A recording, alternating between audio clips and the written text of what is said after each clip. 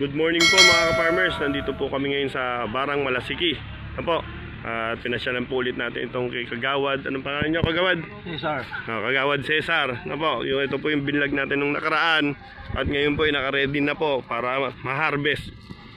I-harvester yung ating pong maisan dito. Makita nyo po kung gaano kaganda yung mais na anihin. At yung bigat po, Kagawad, ano po? Oo, bigat siya. Anong napansin nyo, Kagawad? Walang ano? Bigat, tsaka punong-puno siya. Opo. Yung ano niya, maliit oh. Maliit yung nasa loob niya, puro laman talaga. Ano po, makapal ang laman. Makikita Tapos ano po yung wala, yung dot, yung sinasabi nyo, Kagawad? Yung wala siyang kuwan. Ano tawag doon? Nakalimutan ko lang. Ganyan po kaganda yung mais na anihin. Ito halos pare-pareho. Dito lang sa tabi yan, mahina. Pero doon sa ano, halos pare-pareho. Dito mahina. Ito po yung nagamitan ng Growers Bet 1000 Plus Folio Fertilizer natin. Halos pare-pareho na yung bunga niya. Maliliit yung iba pero punong-puno. Opo, yun daw po yung ito po yung isang maliit lang pero makita nyo. Opo. Walang dimple. Walang dimple. Yun yung sinasabi nila. Opo. Pero ito kahit maliit, nakita nyo kung ano yan. Puno siya. Malalaki yung ano butil. Pwede na pala itong harvest. Pwede na oh. Malutong na siya. Opo. Ayan oh. Ayun. Ganda ng ano. Oh. Punong-puno ang lalaking butil. Ayan, pwede nang harvestin, Kagawad? Pwede na. Oo, pwede nyo nang patira. Kumakalas na rin siya. Malutong na yung ano niya. Baka malaglag. Opo. So, ito po yung update namin ngayong February 7, 2024. Dito po sa maisan ni Kagawad Cesar.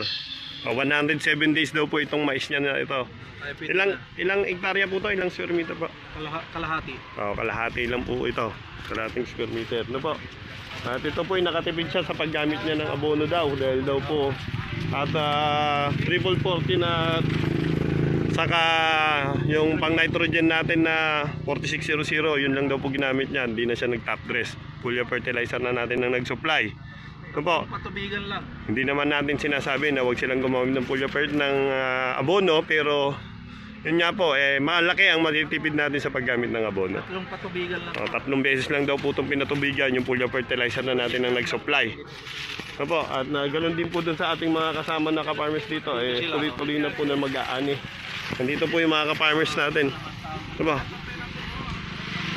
Opo yung mga ka-farmers natin na yun dito sa Barang Malasiki. Opo. Sa inyo sir, okay din naman yung tanim niyang mais. Opo. Parang mapansin nyo, ito nga, ganito kalalaki, mabibigat din po yung bunga niya. Opo. Yan po yung production ng ating pong Growers Bet 1000 Plus Folio Fertilizer. Opo. At sila po yung magka-cropping ulit dito pagka-ani po nito, pagka-harvester, plant preparation ulit. At magtatanim ulit sila ng mais dito. So babalik tayo dito para masuplayan sila ng Growers Bet 1000 Plus Folio Fertilizer natin.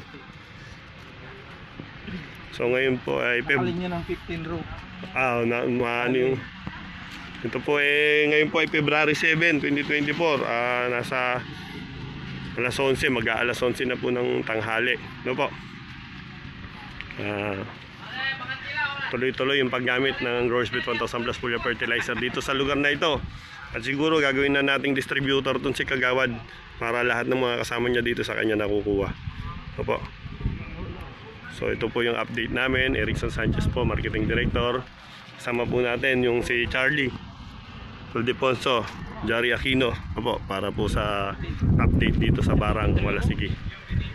So dun po sa mga nais mag-order sa aming foliar fertilizer ng Growers Bet 1000 Plus Folio Fertilizer, pwede po kayong tumawag sa 0966-182-2490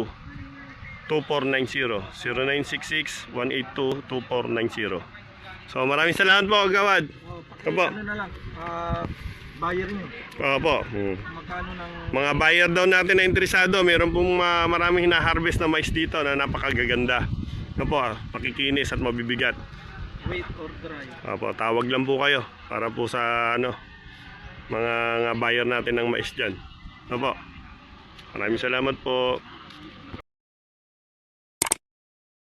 God bless the farmers of this land.